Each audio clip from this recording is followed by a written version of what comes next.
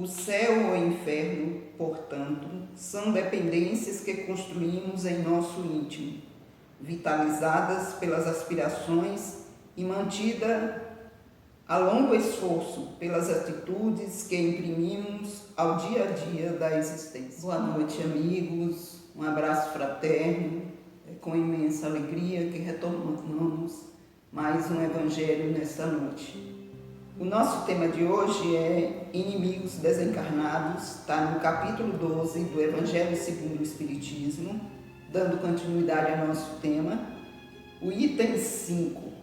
Então nós vamos pontuar hoje alguns pontos fundamentais desse item 5 do Evangelho segundo o Espiritismo sobre inimigos desencarnados. Antes de nós começarmos, é necessário que provavelmente tenha alguém assistindo esse vídeo que não tenha as informações básicas da doutrina espírita. Antes de entendermos esse tema, se faz necessário que compreendamos a nossa condição de espíritos imortais. Então, somos espíritos e, ao desencarnarmos, levamos conosco todos os nossos amores, todas as nossas experiências ligadas às virtudes e aos vícios. Então, por que temos inimigos desencarnados? Porque os irmãos que desencarnam continuam na sua condição de espíritos e levam consigo, assim como nós levaremos, seus ódios e seus amores.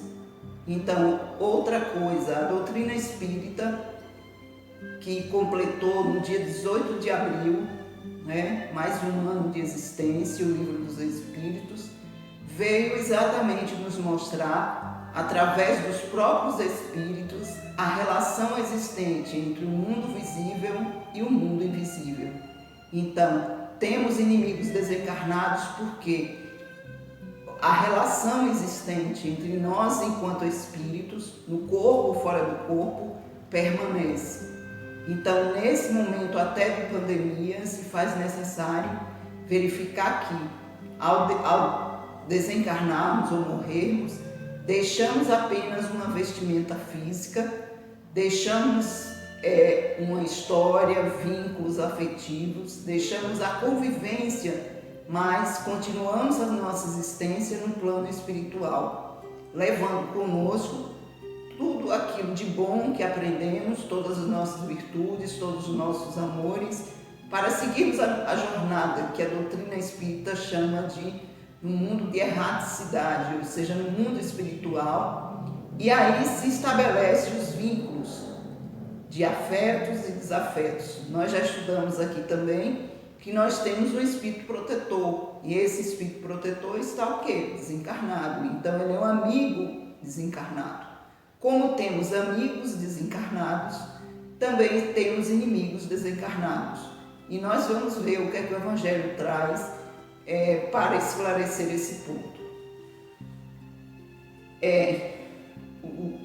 São importantes as reflexões que o Evangelho traz. O espírita tem ainda outros motivos para ter indulgência com seus inimigos.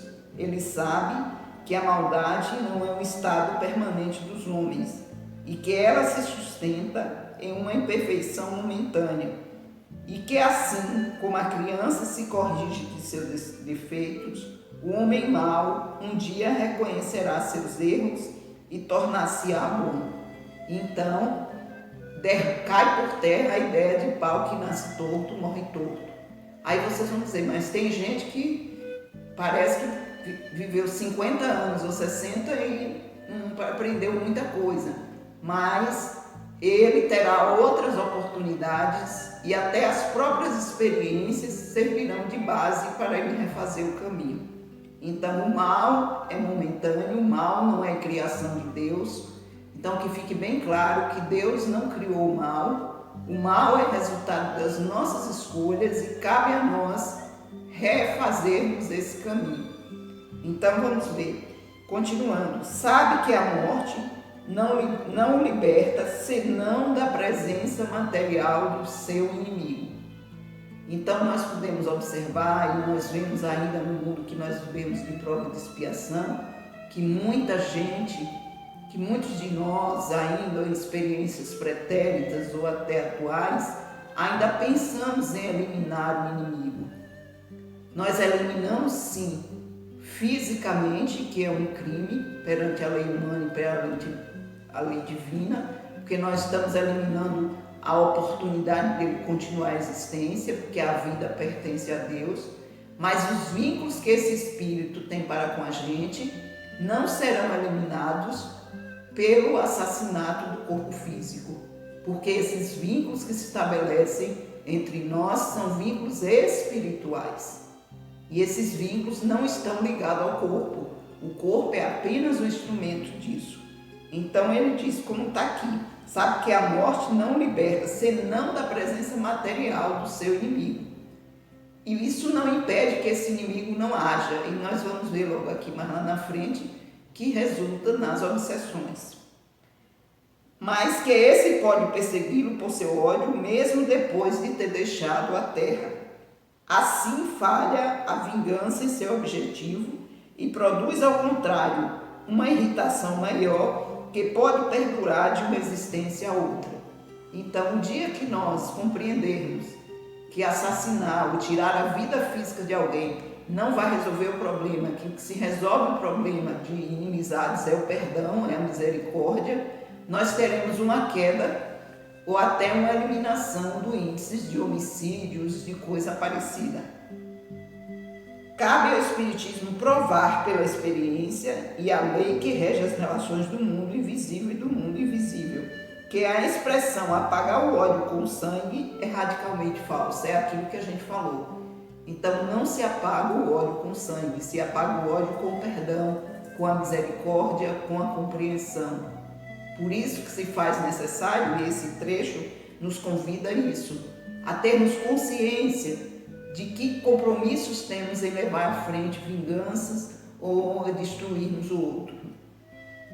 A verdade é que o sangue mantém o ódio mesmo além do túmulo. Por consequência, o Espiritismo estaria dando uma razão de ser efetiva a utilidade prática ao perdão e a sublime máxima do Cristo: amai os vossos inimigos. Então isso é muito importante. Então, por que a doutrina espírita chegou a essa conclusão? Através dos próprios espíritos, através das comunicações mediúnicas, vieram relatar, através dos trabalhos de desobsessão, que eles vieram relatar o que eles fazem no mundo invisível para cobrar o débito dos seus desafetos. Então, as obsessões, grande parte das loucuras, dos problemas estão ligados a um pretérito, ligado a conflitos, a guerras e assim sucessivamente. Então ele diz que através das boas ações elimina-se pelo menos qualquer pretexto de represálias. Pode-se fazer de um inimigo um amigo antes e depois da sua morte. É pelos maus procedimentos que o inimigo se irrita e é então que ele serve de instrumento à justiça de Deus para punir aquele que não perdoou. Aí a gente pode perguntar, bem, e Deus permite que as pessoas se vinguem e façam o que bem entende? Olha aqui qual é a receita. Se nós queremos nos redimir de um pretérito do mal, devemos procurar fazer todo o bem. Porque ele diz que o que é que nos liga aos inimigos desencarnados? A nossa inferioridade moral, a nossa imperfeição. Então, no momento, tem uma história no Livro dos Médiuns que é muito interessante, de duas mulheres que tinham sua roupa queimada e elas já não sabiam mais o que fazer. E em uma das comunicações foi dito que isso acontecia toda vez que elas pensavam ou falavam mal dos outros. Então ela dava sintonia para o espírito ao qual elas tinham escravizado, tinham maltratado, utilizar essa energia de maldade que ainda existia nela para cobrar a maldade que elas fizeram com ele. Então, o que nos sintoniza com os espíritos, tanto a sintonia do bem como do mal, são os nossos pensamentos e as nossas ações. Por isso que o Cristo falou que fora da caridade não há salvação, ou fora da prática do bem. Pode-se assim ter inimigos entre os encarnados e os desencarnados. E aí o Evangelho fala: os inimigos do mundo invisível manifestam sua maldade através das obsessões e das subjugações, das quais tantas pessoas são alvo e que são uma variedade das provas da vida. Essas provas, como outras, ajudam no adiantamento e devem ser aceitas com resignação e como consequência de uma natureza inferior do globo. E aí, olha que ponto fundamental: se não houvessem homens maus na terra, não haveria maus em torno dela. Portanto, se deve ter indulgência e benevolência pelos seus inimigos encarnados, deve-se igualmente tê-las para os que estão desencarnados. E aí a gente via nas práticas, quando alguém era vítima de obsessão, que simplesmente a prática do exorcismo, show Satanás ou coisas parecidas. Nós sabemos que a doutrina espírita nos fala que o que faz com que um espírito que nos persegue, nos deixe de perseguir, é a mudança de atitude. É a partir do momento que nós mudamos e nos melhoramos. Então, o trabalho de orientação desse espírito é interessante, mas, em outro ponto, esse espírito ele está ligado a nós, ele está ligado ao pretérito nosso. O ponto fundamental que nós podemos perceber para entender essa relação é que estamos na Terra não pela primeira vez, que os nossos vínculos de ódio, de amor e desamor são milenares. Então, estamos aqui encarnados, mas temos muitos vínculos no mundo espiritual, tanto de afeto como de desafeto. Então, esses vínculos, eles vão ser fortalecidos, tanto do afeto como do desafeto, a depender das nossas atitudes e dos nossos propósitos.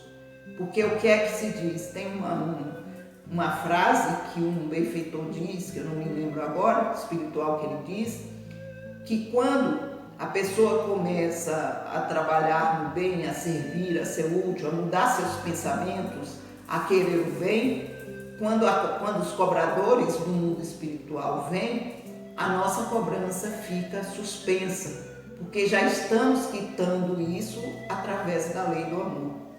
Então, para que não sejamos perseguidos pelos inimigos desencarnados, se faz necessário que mudemos as nossas atitudes para com os encarnados.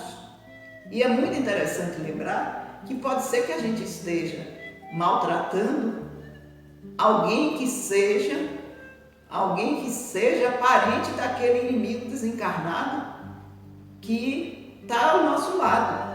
E aí vai se estabelecer o quê? Vai fortalecer o ódio daquilo. Então, e para concluir, tem um exemplo bem típico, que eu sempre gosto de lembrar, que é o que Divaldo conta, de um espírito que cobrava dele há 30 anos, chamado Espírito Máscara de Ferro, e ele só pôde quitar a dívida quando ele acolheu a mãe desse espírito lá na mansão do caminho. Então, só podemos quitar as nossas dívidas com esses inimigos a partir da lei do amor. E para concluir, assim a máxima, amai os vossos inimigos, não está circunscrita ao ciclo estreito da terra e da presente vida, mas integra a grande lei de solidariedade e fraternidade universal. Ou seja, para fechar, se queremos resgatar o pretérito, precisamos semear o amor. Se queremos ter um futuro melhor, precisamos semear o amor. Ou seja, fora da caridade não há evolução. Se queremos restabelecer os vínculos de amor e de afetividade, de fraternidade, precisamos melhorarmos intimamente. Que Jesus nos abençoe, nos ilumine e votos de muita paz.